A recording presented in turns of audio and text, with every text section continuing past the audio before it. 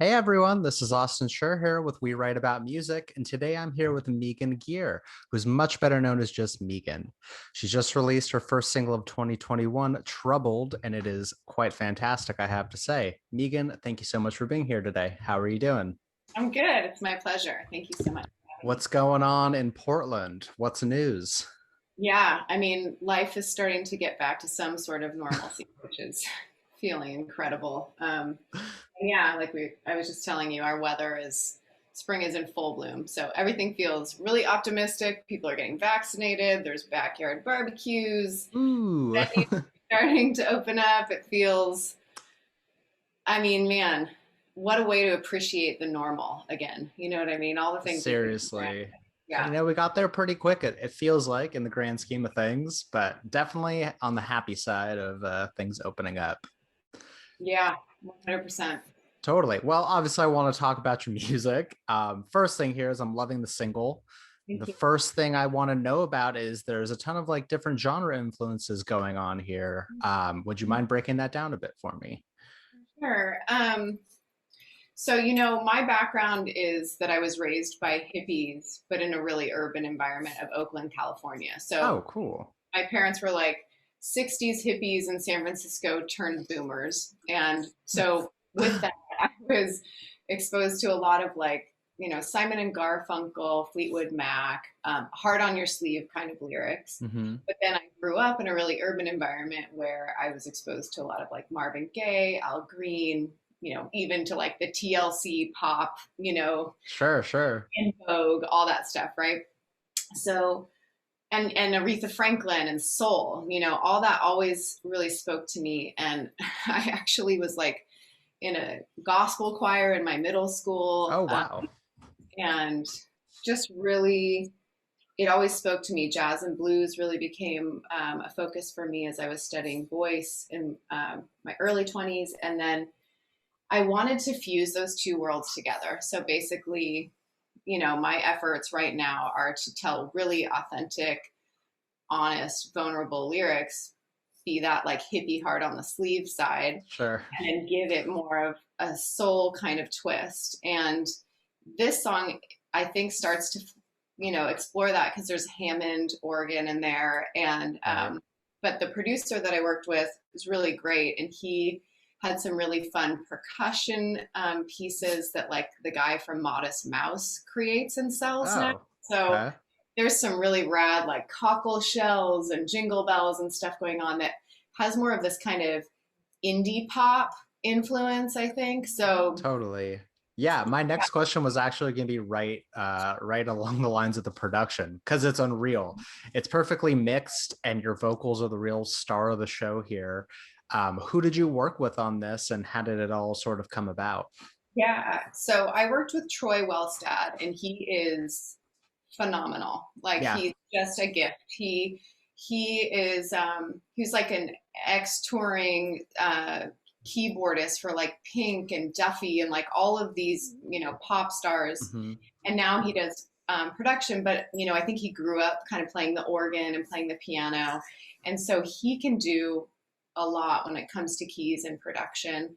And then we had it mastered at Sterling Sound, which they do everybody, all the like Grammy award winning stuff. So this sure. song sounds great when it's really quiet or really loud. Yeah, It's just really shiny. It's like it's been almost teased apart and all the sounds yeah.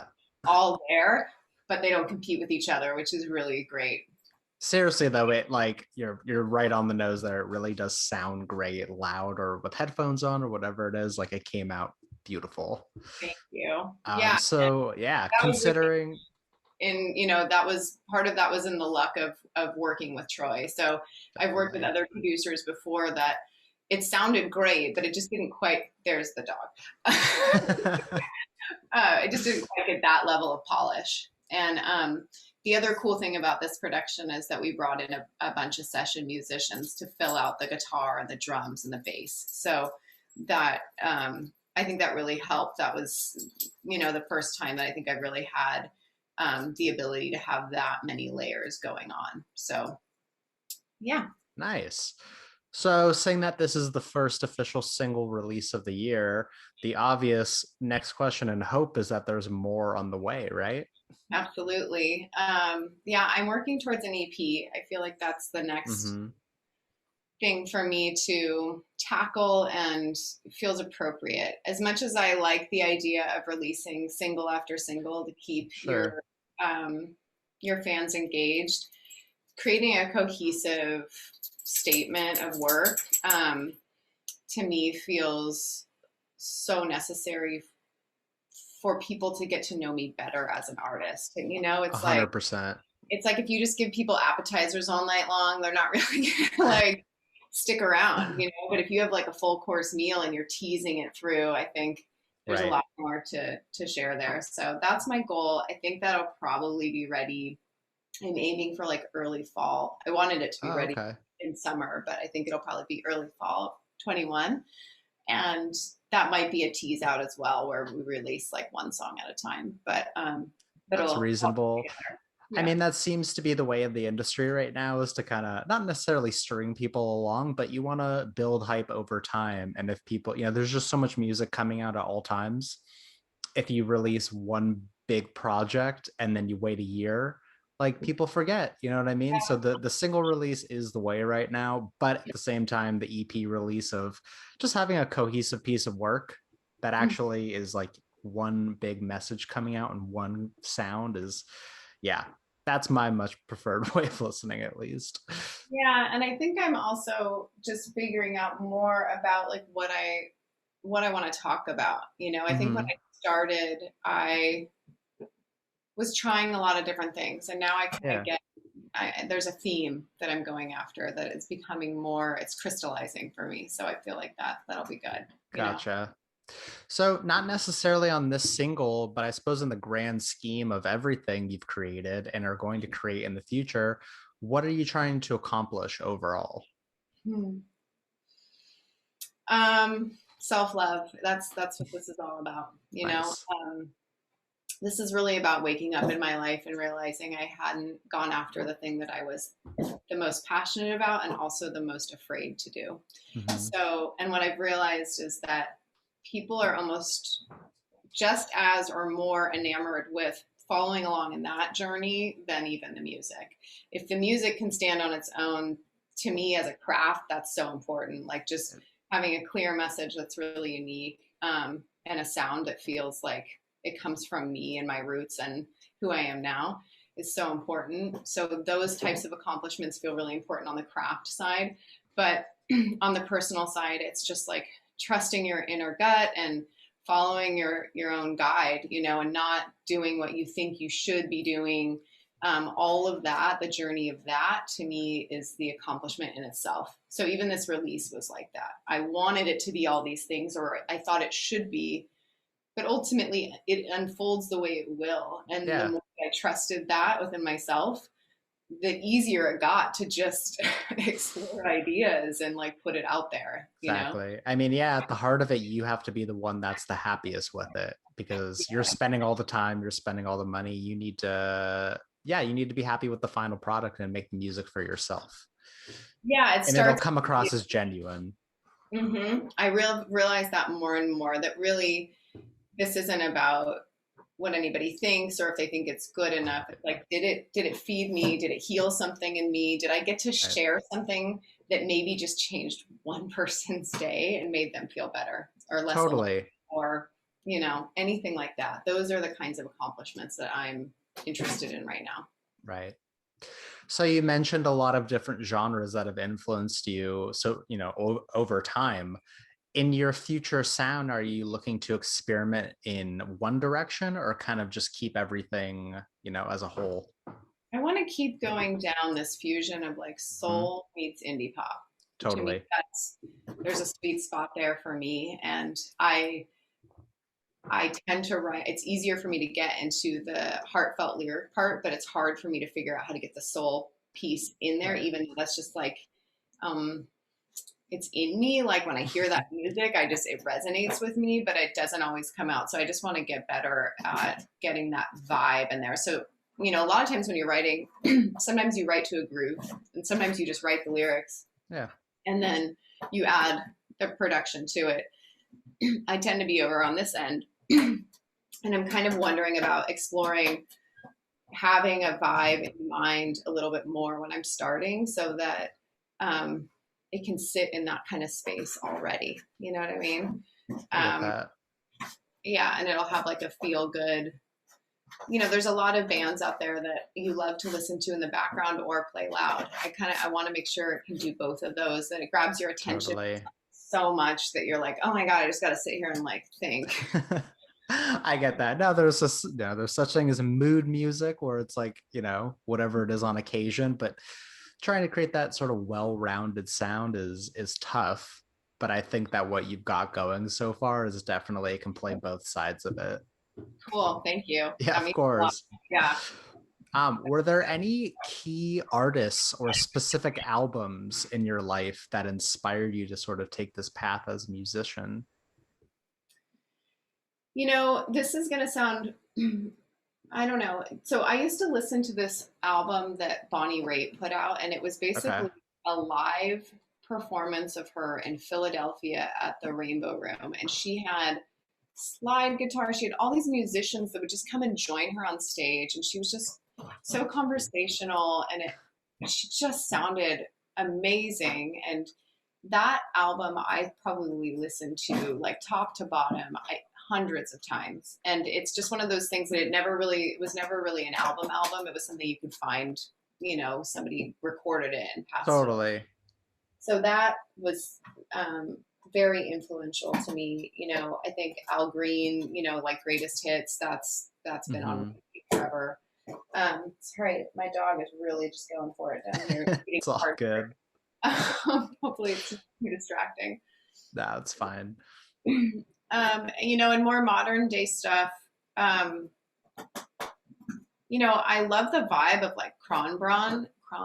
Am I saying that right? Kronbron? Uh, Krongbin? Kronbin. Thank you. Yeah, there you go. I Okay, learned cool. something today. Thank you.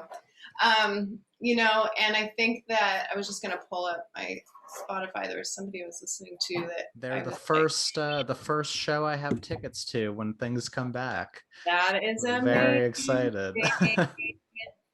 Um, why can't I remember her name? Handful of Water is the name of her song, and I feel like she's got this way of sitting in that vibe of that world but still having amazing lyrics. So I've been paying attention to stuff like that lately.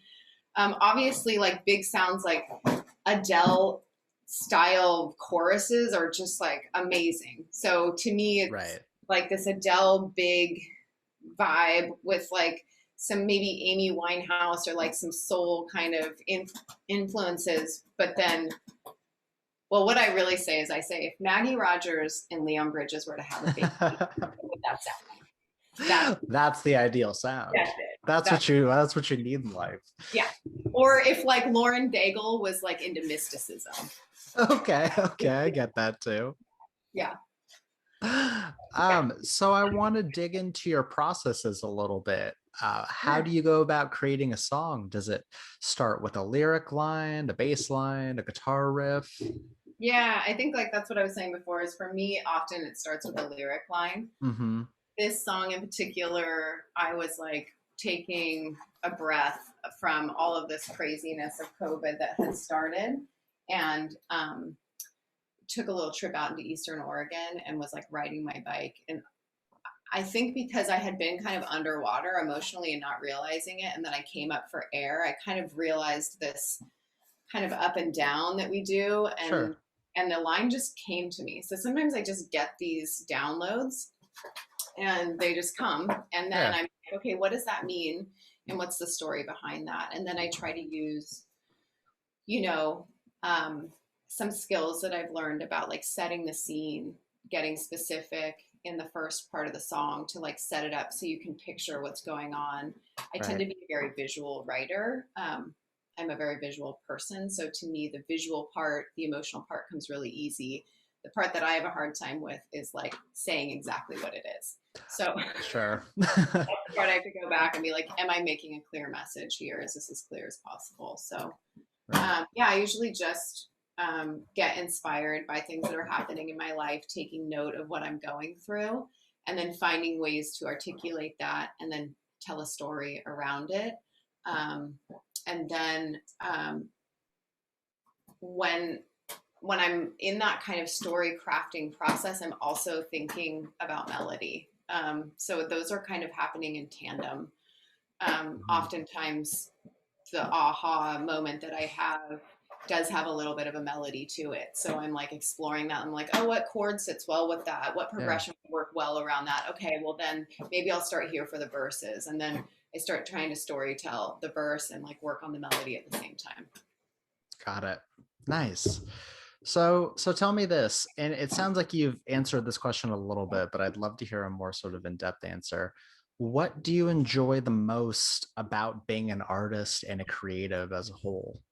Mm, a freedom to just create and be and know that like that just being you people need. Like, does that make Right. sense? That constant I get realization of that. like there's something that I'm just inherently doing that needs to be shared in the world, and we're all doing it, you know. Sure. So that freedom to explore for me personally too. Like I studied a lot of art and design, and so creating worlds around my songs is Hmm. so awesome. I love Yeah, that, and I feel like I'm just starting to be able to do that. If I had, more funding, more backing, I could just blow it out of out of the water with right. visuals and all that stuff. So I get really excited about creating worlds around each song, and just expressing what's going on for me. It's a release, you know? It definitely is. So we sort of discussed this a little bit before I hit the record button, but with everything starting to open up back in our areas, is there the possibility of your existing songs seeing a live debut? Can we I see would you on love that. tour at any Yeah. point? Yeah, I would love that. That's definitely on my list of things that I want to get after. So yes, these songs are definitely written to be performed live. Um, and I don't have like a band per se put together right now, but Sure. I've been reaching out to people to kind of see who would be willing to jump on that ship if it starts to sail. And um, but it is a whole nother beast. Performing is, it's almost like you want to create the music first and then Right. go and perform it. And I feel like I have a lot of stuff I still need to get out writing wise, Mhm. to really put together. I feel like Troubled is the tip of the iceberg. It's the tease for what's coming. So if I can get that EP out and be Totally. building the band at the same time, then I could be playing out more like come fall, which could be really nice. So yeah. Of what you've released so far, if you had to perform one song live, do you have one in mind? It would probably be Troubled right now because I've been Hmm. really like working on the piano pieces for that. And Totally. because there's more of a live band vibe going on in there, it would be so much easier for people to know how to come together and be like, oh, I already hear the drums that are live. Whereas some of the other tracks, if the drums are programmed, a drummer is going to come in and be like, where do you want me to sit in this? Are we, there would Yeah, be a question. So I think it would be more intuitive to do Troubled. And it's just so fresh. Like it just feels like it's the one that's, totally. with me the most right now. I get that. Mm-hmm. So, dead or alive, if you had to pick one person to collaborate with you, whether it be a feature on a song or a production guru or anyone involved in the business, who would it be? Oh my gosh. That's so hard. Like, who's the person that not only Just the most can well-rounded perform, musician. right, like can perform phenomenally, but like knows all the instruments? I mean, Ryan Tedder would be amazing. Who's He's that? so well versed. He's a producer, but he's like on Songland. He's one of the Oh, judges okay. on Songland, and he put out a course. He's super well versed on all the instruments and Okay. production and songwriting and that would be really cool. Working with someone like Aloe Black or Leon Bridges would just Sure. be so vibey. It would be so cool to be like a counterpart to them. Totally. Hmm. Well, I've only got a couple more questions for you at this point, but I'm always going to save the best for last. what, what are some non-musical goals that you've set for yourself in 2021? Hmm. Yeah, I probably wrote those down at the beginning of the year. Now I Just don't know what they are. Non-musical. non-musical. How basically, how are you going to work on yourself as a person when you're not making music or in that creative space? Yeah. Um, morning rituals, I think, need to be more a part, like carving out solid time. I tend to Sure. just every day, it's like at a different time, and I tuck it in here or there, and really honoring that space for Mhm. myself consistently, I think would be great. I do have like been taking better care of my body and like working out more, and that has really helped me be like, because I have twin boys, and I take care of them. And if I have to give and give and give, and I haven't done this, Right. there's not a lot of patience to give to somebody else because you're already in a deficit. So just carving out time for me. Also, it is music related, but just like journaling more and Sure. writing things out and doing some of that kind of, it's not for a specific song, it's just to warm up the muscle of like writing down ideas and things that are happening to me in my day and how I'm processing them, I think would be good. I've kind of gotten out of the habit of that. I need to get back Mhm. into it.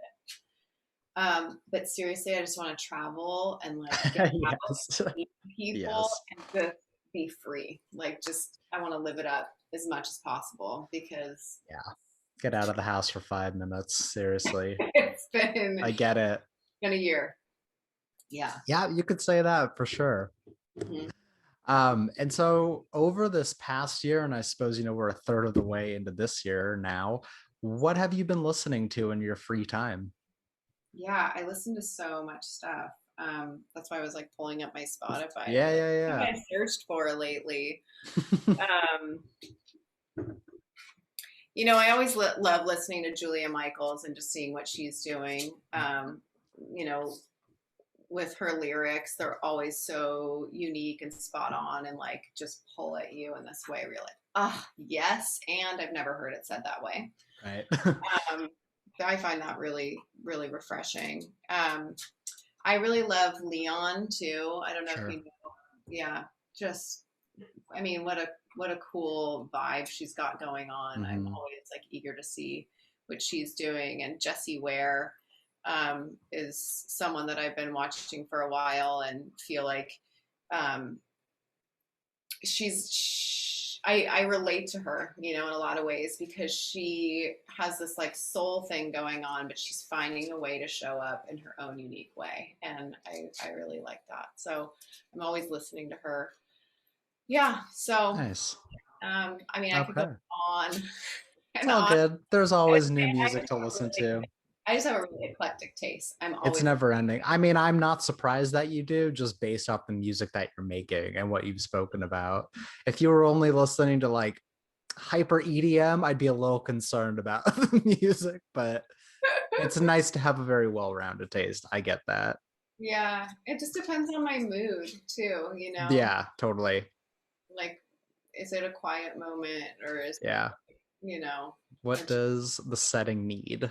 I get it. right, right. Or is it like eating watermelon on the back porch and we need like some fun vibe? Totally. Yeah. So, my last question for you here is for the person that is going to discover your music for the first time, what message would you like to pass off to them? Um, yeah, I want them to feel less alone in their feelings, and I want them to feel connected to a collective awareness that we're all kind of waking up Hmm. to be vulnerable with each other. So I want them to feel safe. I want them to feel seen and heard and understood. And I also really want them to feel inspired for self growth because to me that's a big that's why I do this in a way. It's like I'm Right. constantly working through stuff, but I don't work through it just to like be in the mud or like be down and out. I'm working through it so that I can learn something and Right. like, get further along in my journey towards peace, I guess. So I love that. I think that's a beautiful parting message. And anyone who watches this who sees that would be like, I'm going to check out her music. Because, no, seriously, seriously. Well, with all that being said, you know, yeah, I think it's the perfect parting. So yeah, Megan, thank you so much for taking the time out of your day. I'm really thank you. personally excited to see what's going to come in the coming months. And good luck on the EP. And I hope that we talk soon. Me too. And I'm just going to show you who was making the noise the whole Oh, time. the troublemaker. Yeah, such a troublemaker. Well, at least he's cute. Yeah. So, all right. Thank Thank you so much. Yeah. Have a great rest of your day, and we'll talk to you later. you too. All Take right. care. Bye bye. Bye.